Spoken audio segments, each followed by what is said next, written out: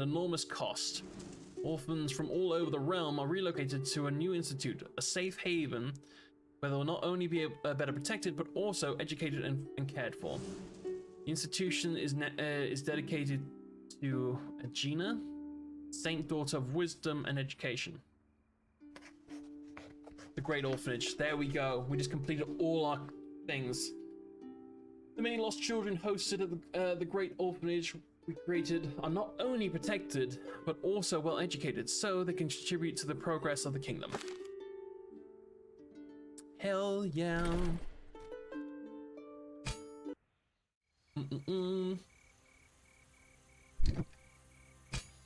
Wait, no, build the Great Orphanage. Complete. Complete.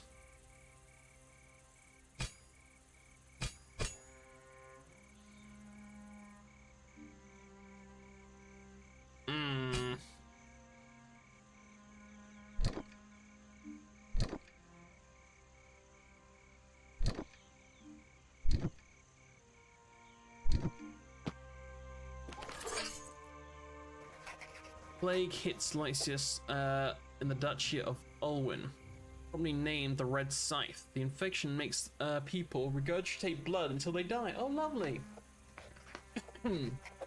At the potential cost of condemning the seemingly unaffected citizens, the Holy Attendant believes the entire city should be quarantined to prevent the plague from spreading. We quarantine the plague city, sacrificing the healthy citizens. Yeah. Holy Attendant instructs the army to isolate Lysis and transform it into a temporary, I don't know what that is, lazaret? All those who are actually or even potentially infected will be held within its walls. While 3 out of 4 people ultimately succumb to the illness, by preventing the plague from spreading, the sacrifice avoided a much larger death toll. Ooh, not even close.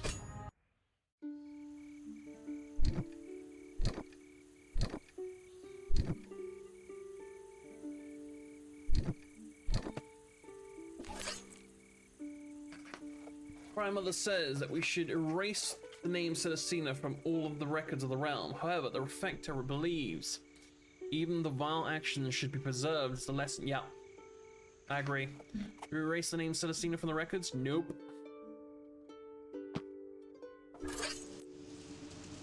Future generations may need to learn from what happened in the past. Even though it won't reflect positively upon mankind, Celestina's action will be forever part of the kingdom's meticulous reports. All mentions Celestina's devious acts were preserved in our archives, an unforgettable and depressing testament to humanity's ruthless thirst for power.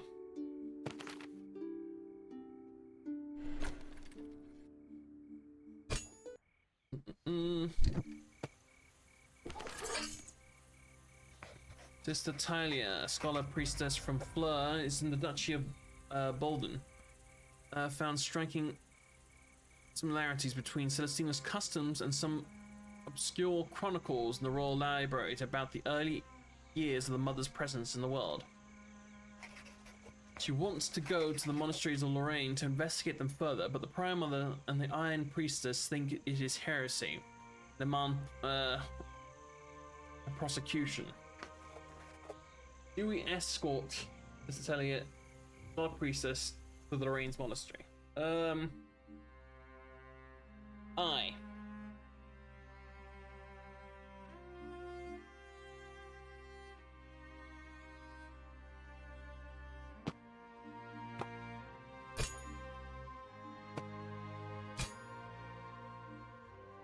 We do. The eyes have it. Get bought, nerds. Is allowed to conduct her research in Lorraine, closely watched by the Silver Man. However, many of its officers leave its ranks in protest, outraged by this decision. What she discovers in Lorraine sheds a disconcerting light on the figure of the mother.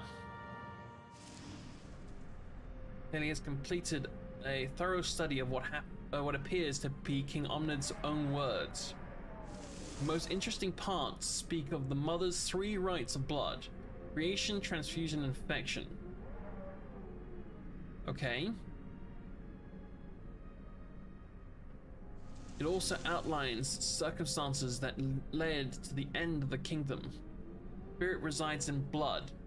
The blood of the same family line can allow one's consciousness to move to another body. To allow the transmission of the spirit, the blood of the mother and daughter must be mixed within the womb. What? The ritual requires a long yet thin needle which ought to pierce the abdomen of the pregnant mother right where the placenta is. Ew. Oh.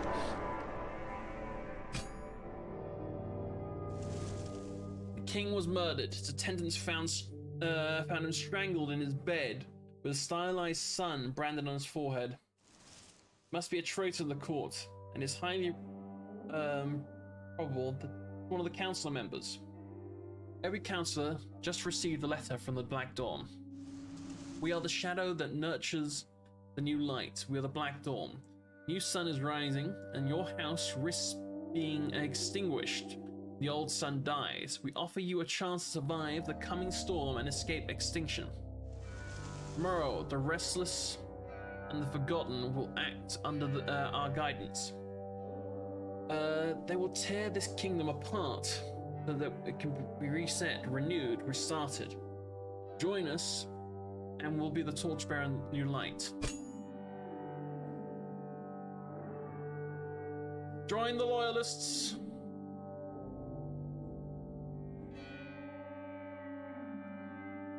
Defend the realm. A silent tide has been slowly rising, imperceptibly suffocating our civilization. The Black Dawn has been building a network of contacts and informers since even before the rise of the Kingdom of Ankist. Over the years, it has taken root in our society, enlisting many representatives of nobility, army, common people, and even members of the court among its ranks. Many were convinced by the Black Dawn suave promises. Some joined conspiracies for glory, some for gain, some even for conviction, willing to extinguish this age and bring about a new light. Many people joined them, rich and poor, priestesses and merchants, guards and soldiers. Even some of the great houses, blinded by their pride, pledged their service to the Black Dawn. God, my throat hurts from reading. The council is confronted with a complete breakdown of its kingdom's infrastructure. The usual flux of communications interrupted. We stop receiving reports and our orders can't be transmitted. The sinews of the kingdom are effectively severed. The council is blind from what is going on outside Libra. Inside the capital, hordes of people, the sleeper agents of Black Dawn, flood the streets to steal, rape, kill, and burn whoever they please. Violent incidents are too many and too dire to recount, as many act out of their most repressed feral instincts. The guards struggle to contain them, as most competent officers are either dead, missing, or among the ranks of the traitors. Only a conjoined effort by the loyal houses and their guards could stem the tide of the kingdom's in the kingdom's favor and restore order. The final battle that will decide the fate of Ankist has begun. Phase 1. Let's fuck this up, shall we?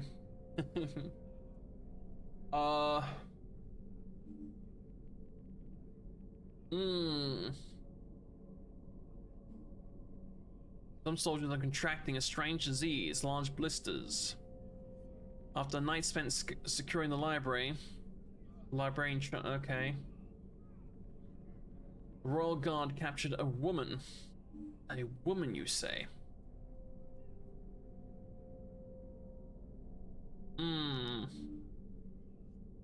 Yeah, the librarian chance could come in handy if she actually has her, like... Oh, they really do outnumber us right now.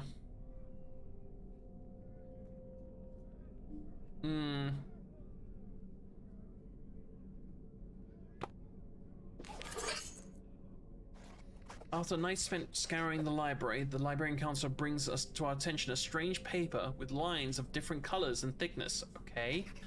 First look, it seems to be a simple sketch, but the fact that it is stored in the library could mean something. We studied the paper.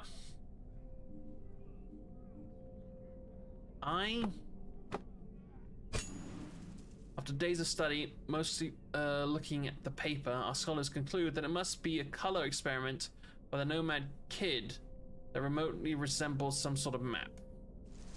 They kindly invite us to avoid wasting...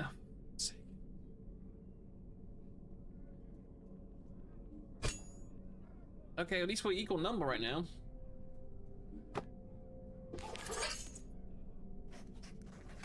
Troops reunited in their courtyard in front of the High Commander are visibly nervous due to their imminent attacks.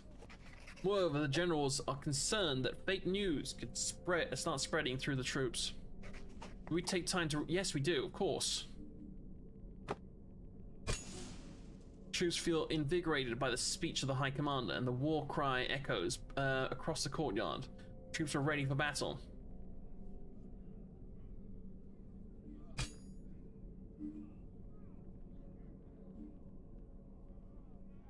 Suspicious intruder.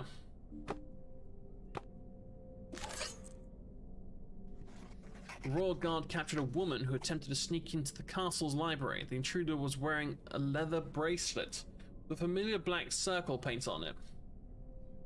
We informed the investigation unit. Yes. We had the investigation unit handle the situation. They collected the prisoner and take her to their headquarters in the outskirts. Following days, more and more people are sighted roaming the streets of the capital, all of them bearing a black sun tattoo. 15. They got +5. Wait, they got +15. What? Okay.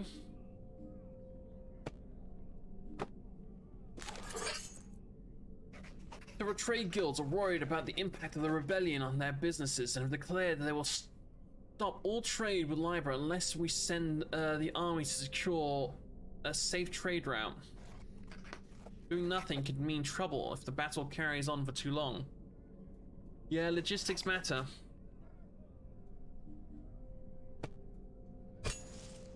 We agreed to send troops to secure the secret trade route. Soldiers will patrol the newly created route to ensure all merchants can continue. This, however, will take a toll on our defensive capabilities, so that's a minus. No, just up there it's...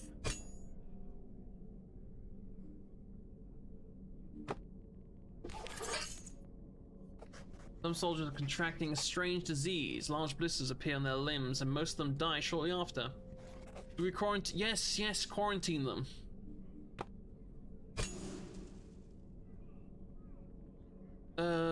Slowly the area becomes busier as more and more people join them. But some manage to recover. Most importantly, we keep the disease from spreading uncontrollably. We're still 10 behind. Phase 2.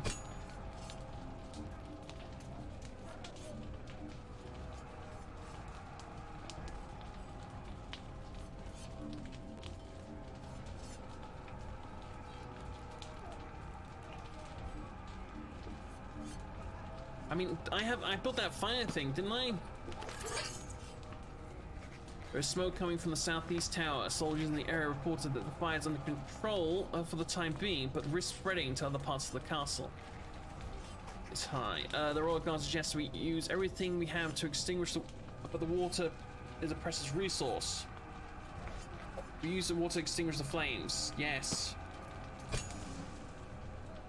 We end up using the majority of our water supplies to extinguish the fire.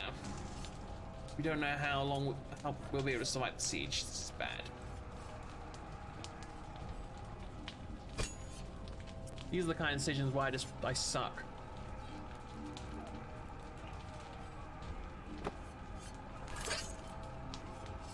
A masked intruder is spotted near the northeast tower and is currently hiding somewhere.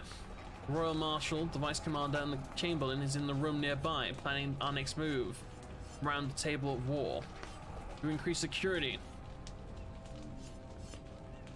Nay.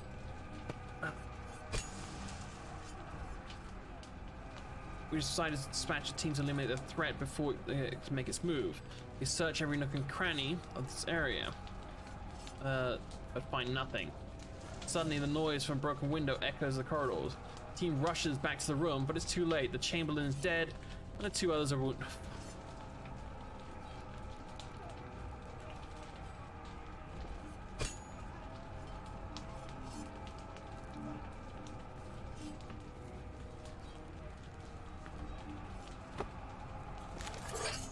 Oh, the Enkal mercenaries are marching from the north. The Red Iron Infantry is our strongest unit.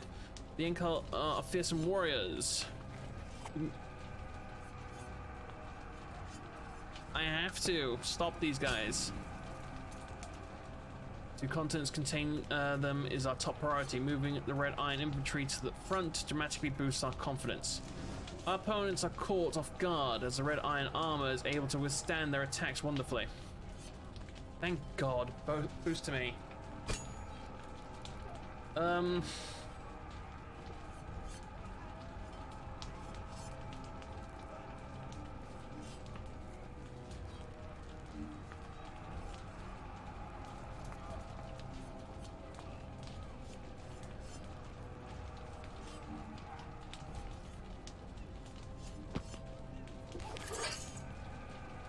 Captain from Torque is leading a mix of troops, soldiers from the Marquise and the Silver Mallet. He considers the Silver Mallet strong but reckless allies. On the other hand, the Silver Mallets consider the soldiers of Torque well organized, but too soft on the pagans. They demand the troop be led by one of their own, accompanying. Both corps will make strong use of archery. We let the Silver Mallet lead the charge. Silver Mallets have done well. They've done well for us. Remembering our help against the great evil, the captain respects our decision. The following day, the battle begins in Lyra. The Silver Mallet holds their ranks, concentrating the enemy in one spot. For the enemy, for the soldier of Torque and the archers. The arrows rain down when the enemy is. The Silver Mallets break their ranks, leading to it. Oh, accidental friendly fire! No! What? That was going so well until accidental friendly fire. Mother leading attack on the front gates. Sooner or later, they'll breach them. But right now, the High Commander suggests that we focus on the exposed unit that's currently maneuvering the battering ram. The strategist wants us to use archers to protect the soldiers instead. To destroy the battering ram.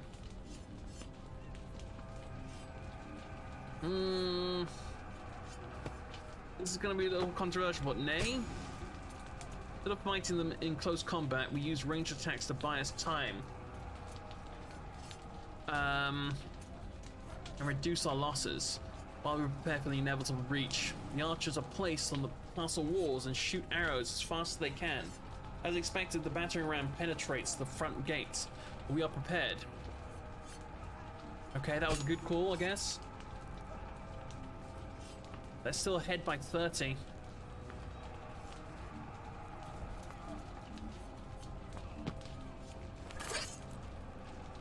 The seer from Elwood suggests that Cyclada, or whatever, the arid region, will take advantage of this infamous war to invade from the south and march towards Libra Castle. The Elwood's suspicious attitude towards is well known. Ancus, however. No, we don't have time to worry about that, nay, but it's gonna backfire. Generals know that the invasion is impossible. The rumor was a product. Elwood's bias. But the next day, forces plus 200? No, just 20 more.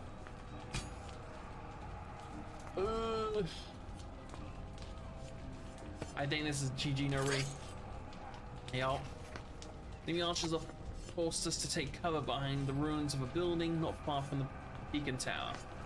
The arrows do not seem to be manufactured in Libra, but the attackers must be out. Yeah, GG, yeah. So the attackers must be outsiders who don't know the function of that tower. General wants to split the troops and reach the tower to call for help, but the advancing troop would be exposed. Do we start a fight? Yes? Creating a smoke screen is the perfect way to block visibility for the archers. This is gonna backfire. Watch. It's gonna be like, oh, it's going great, but everybody tripped and fell and shot themselves in the face somehow. Like, the enemy is forced to fight down in the streets where we have the upper hand because we know a way around than they do, especially with the poor visibility. We advance as a single unit, fighting for every inch until we reach the tower and activate it. The lights of the great bonfire can be seen for miles away. Now we have to resist until our allies arrive. Plus 15, okay, okay. Don't know how many phases there are. The enemy's trying to climb the walls. They're using weird ladders that are built like tunnels. Wait, what? Oh, siege towers. Offering protection from it on every side. Some of our soldiers are looking for barrels to throw down the walls. The High Commander recommends that we use them to store liquid and to pour from the... Yeah. That's the thing we built, those wall little things. I feel like the more stuff you would have built in the fence, would have, yeah, the better at the end. Yes, we use the barrels to store liquids. With, yeah, with cheap boiled oil are transported from the kitchens to the walls. We start pouring the hot liquid on the enemies that are attempting to climb. The ingenious ladders may protect them from falling barrels, but they're useless against liquids. One by one, the climbing troops fall to the ground, their skin burnt and their armor melted. Now, for the regular ladders. Okay, another plus 15, so now we're back to 20 behind. Final phase.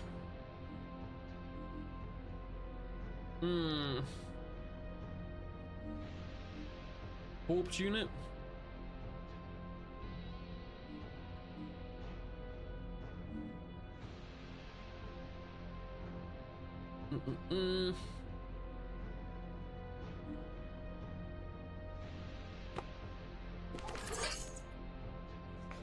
Secret of Ankis. Guards patrolling the towers have spotted a rope hanging out from the library windows. The secrets of our kingdom could be at risk, but it could also be a trap.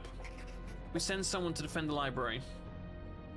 I don't think that's of importance right now. To minimize the risk, we send a single soldier to investigate, but his reports never comes. Well, he's dead. When we reach the library, it's too late. The soldiers we sent, 2 guards and the librarian chancellor.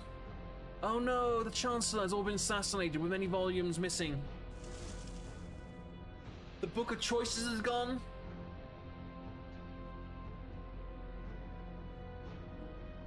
I mean, I'm kind of cool the Book of Choice is gone, but I didn't realize the Chancellor would die. Fuck.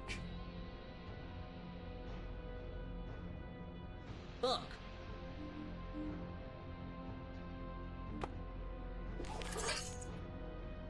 Plenty of soldiers are wounded. The lucky ones have bruises and broken bones, but most of them have missing limbs.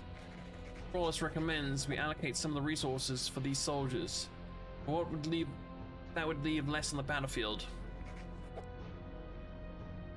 Yeah, I made this guy create wooden prosthetics, so let's do it.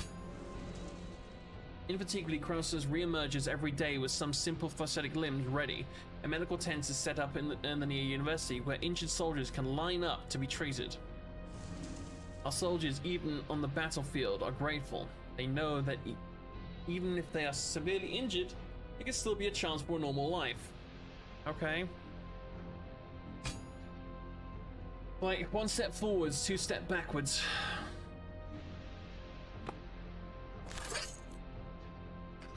Noble families of Libra demand that we retrieve the bodies of their loved ones from the battlefield. Recognizing the bodies shouldn't be a problem, but it's still risky.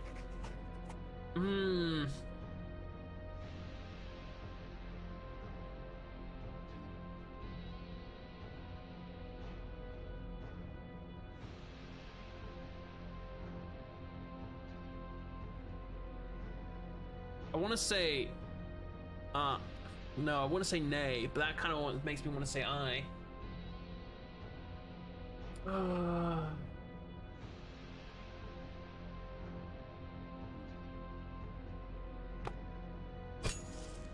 New units formed with the purpose of retrieving the corpses of our soldiers. Their job is made easy by the embroidered names that helped them identify the camera. Oh yeah, we did embroider the names on them. Yes, that's the thing we did. Plus 20. Okay, equal ground, equal ground. That's not now. I love you dearly, but leave me the fuck alone. Yes, I forgot we embroidered people's names. Oh, I'm a clever bastard. I'm not really, but still.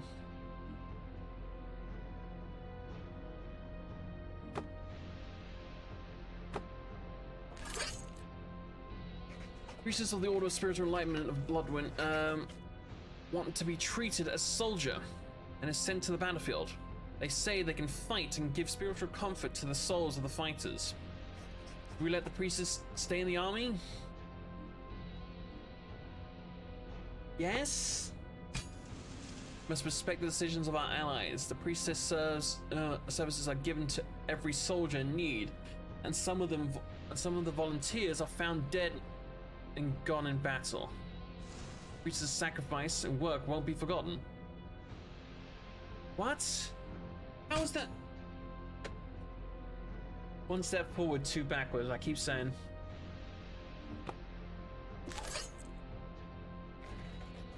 Even if famous for their dislike of the king's bloodline, Duelike offers a huge contingent to the loyalist cause. They even express a preference to defend in a case of attack. Oh, that sounds sketchy as hell.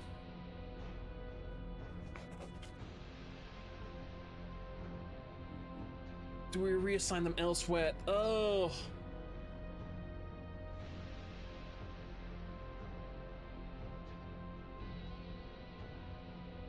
Nay. Charged with guarding the royal apartments, and it pays off. During the battle, they managed to protect the building from the Black Dawn. Strangely, after the fight, a servant reports that someone got inside the apartment and stole a cube-shaped object placed near the king's bed. Okay. I feel like this one is gonna, if I get this wrong, this is it. This is good. A huge fire is devouring the outskirts. Civilians relocate to the merchants' districts and set up a makeshift tents around the rundown houses. Firefighters need quick and easy access. A lot of water to tame the fire, but banning the area would mean having no control over a large part of the city. Do we stop the fire? Yes, I made these firefighters for a reason. This special force quickly reaches the burning district, only to find the wall of the fire and the hot storm of ashes falling over all of them. Without water tanks, it's impossible to keep the fire from spreading. Do their best to rescue the people from the burning houses, but it's not enough. I made the special units firefighters, and they failed me.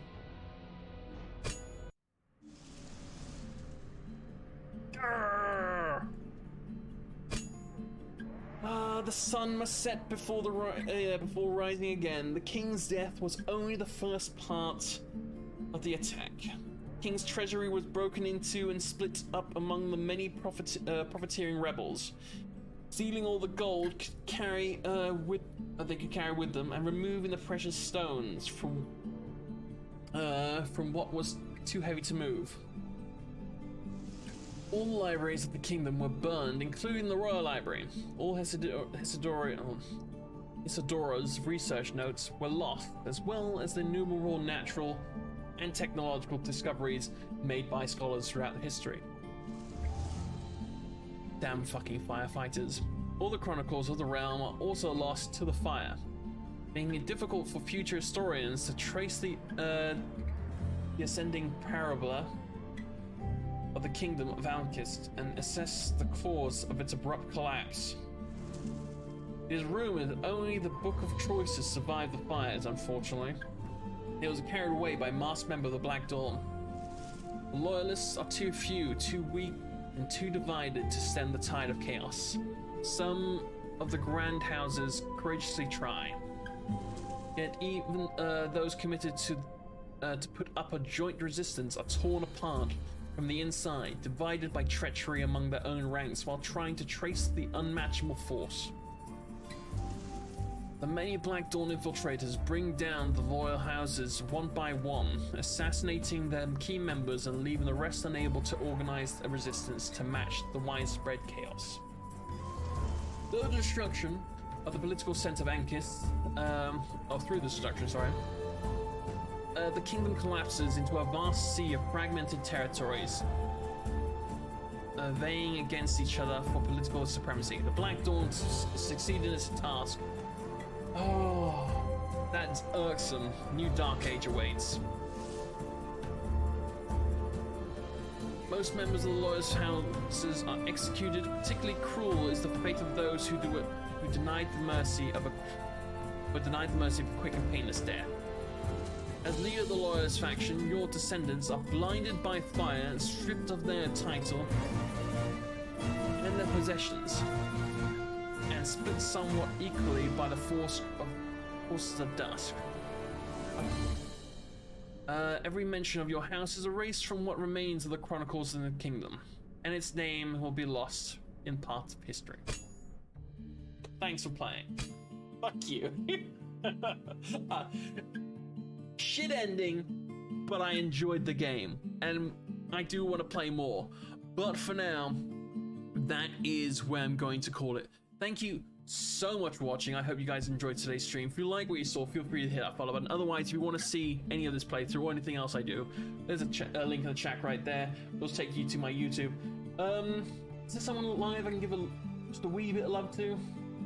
Who we got? Who's live at the moment?